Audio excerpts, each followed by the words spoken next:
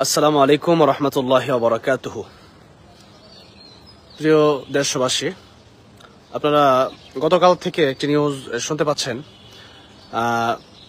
বিগত কয়েকবার বন্যা হয়েছে বিগত সময়ে বাংলাদেশের সিলেটে, শেরপুরে। সেই সময়টা প্রতি বছরই কিন্তু আসে। প্রতি বছরই যখন বৃষ্টি হয় তখন এই সময় বাংলাদেশের একটি হাহাকার অবস্থায় বাংলাদেশের মানুষ সময় কাটায়। সেজন্য আমরা 2024-এর যে বন্যা হয়েছিল বা 2022-এর যে বন্যা হয়েছিল, এই বন্যার পরই কিন্তু আমাদের ফ্যাসিস্ট স্বৈরাচার হাসিনা, সে যদি পারত, মানে দেশের মানুষের কথা যদি চিন্তা করত, তাহলে বড় বড় জায়গায় বড় বড় যে ফ্লাইওভারগুলো করেছে, সেই ফ্লাইওভারগুলো না করে যদি আমাদের বাংলাদেশে এই ফারাক্কাবাদের বিপরীতে আরেকটা ফারাক্কাবাদ করা যেত, তাহলে কিন্তু বাংলাদেশের মানুষ কিছুটা হলেও পরিত্রাণ পেত এই ভয়াবহ বন্যা থেকে। কিন্তু বড় দুঃখের বিষয়, পরিতাপের বিষয় হচ্ছে যে বিগত সময়ে ফ্যাসিস্ট হাসিনা ভারতের সাথে তাদের সম্পর্ক ছিল এবং ভারতের সাথে তাদের কমিউনিকেশন ভালো থাকার কারণে তারা বাংলাদেশের এই ব্যাপারটাকে তারা সাধারণভাবে দেখেছে। এবং সাধারণভাবেই নয়, আমি বলবো বাংলাদেশ রসাতলে যাক আর ইন্ডিয়া ভালো থাকুক, এই বিষয়টাই তারা চেয়েছে। যার কারণে বাংলাদেশের 2025 সালে এসেও এই অবস্থা। বাকি কথা হচ্ছে, আমরা ডক্টর ইউনূস সাহেব সহ বাংলাদেশের যারা এই কাজে এখন মনোযোগ দিয়েছেন, উপদেষ্টা মণ্ডলী সহ সবাইকে বলতে চাই যে আপনারা আপনাদের জায়গা থেকে যত উন্নয়নের খাত আছে, এই জায়গাটা আপনারা খুব দ্রুত মানে ফারাক্কাবাদের বিপরীতে আরেকটা বাঁধ বাংলাদেশে তৈরি করা প্রয়োজন। সেজন্য আপনারা সেখানে একটা বাঁধের ব্যবস্থা করেন। এবং এই লাইভ আমি দিয়েছি, এবং প্রতিটা জায়গা থেকে, প্রত্যেকটা এলাকা থেকে, প্রতিটা জেলা, থানা, গ্রাম থেকে এই কথাগুলো প্রত্যেকের অনলাইনে, অফলাইনে সব জায়গায় বলতে হবে।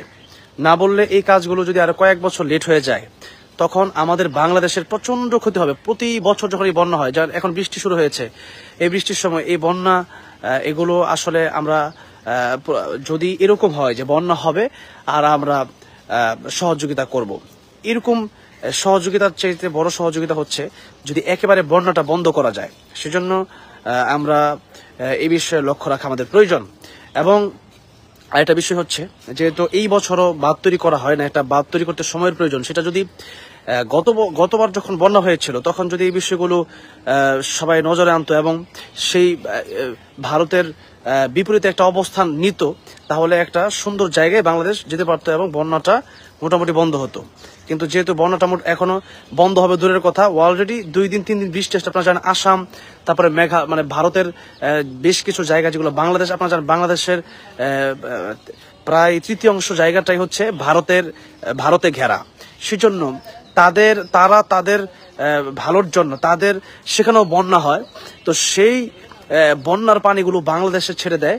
এবং একটা কথা মনে রাখতে হবে, ভারত অনেক বড়, তারা ইচ্ছা করলে এটা অন্য লাইন করতে গেলে হয়তো তাদের একটু কষ্ট হবে। সেই জন্য বাংলাদেশের মানুষ মরে যাক, এরপরও তারা এই ব্যাপারটা চায় না যে আমরা একটু কষ্ট করি, আমরা আমাদের এই ফারাক্কাবাদের পানিগুলো বাংলাদেশে না ছাড়ি।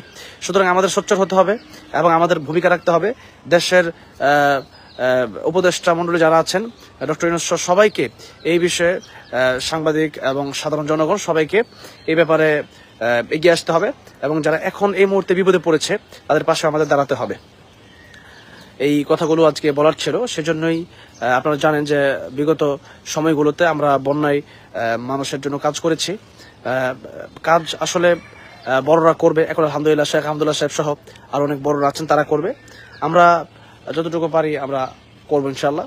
বাকি কথা হচ্ছে যে বড়রাই এই কাজগুলো করলে আরো বেশি ভালো হয়। আমরা অনেক কাজ করতে পারি না, খুব অল্প কাজ হয়। কিছু একটা ব্যাপার বলে রাখি, অনেক মানুষের ঘৃণিত কিছু কথাও শুনতে হয়, সেজন্য আমরা হয়তো বড় আকারে কাজ করব না, বা আমরা গোপনের সেই কাজটা আমরা যতটুকু পারি আমাদের সামর্থ্য অনুযায়ী আমরা কাজ করার চেষ্টা করবো। বাট কথা হচ্ছে যে এটা চিরতরে বন্ধ করা যায় কিভাবে, সেই চিন্তা আগে আমাদের করতে হবে। তো যাই হোক, আপনারা সিলেট থেকে অনেকে দেখেছেন, বিশেষ করে বাংলাদেশের বিভিন্ন জেলা থেকে দেখেছেন। বাট কথা হচ্ছে সিলেট নিয়ে এবং শেরপুর দুইটা জেলাতে অলরেডি বন্যার একটা ভয়াবহ পরিস্থিতি শুরু হয়েছে, মানুষের ঘরে ঘরে পানি ঢোকা শুরু হয়েছে। কেবল বৃষ্টি শুরু হয়েছে, এই বৃষ্টিটা যদি আরো 2 দিন 3 দিন 4 দিন 5 দিন 10 দিন সময় 1 মাস হয়, তাহলে 1 মাস পর অবস্থাটা কি হবে বলেন। সামনে ঈদুল আজহা আসতেছে, এই ঈদুল আজহার আগে যদি এই অবস্থা মানুষের হয়, মানুষ আসলে খুবই ভোগান্তিতে পড়বে এবং মানুষ নিঃস্ব হয়ে যাবে, মানুষের বাড়ি ঘর হারা হয়ে যাবে। সেজন্য আপনারা যারা লাইভ দেখে আন্তরিক ধন্যবাদ জানাচ্ছে। আপনারা এই বিষয়গুলো নিয়ে প্রত্যেকে অনলাইনে যারা যেহেতু আছেন, আপনারা এই বিষয়গুলো নিয়ে কথা বলবেন ইনশাআল্লাহ। আল্লাহ রাব্বুল আলামিন বাংলাদেশকে হেফাজত করুক।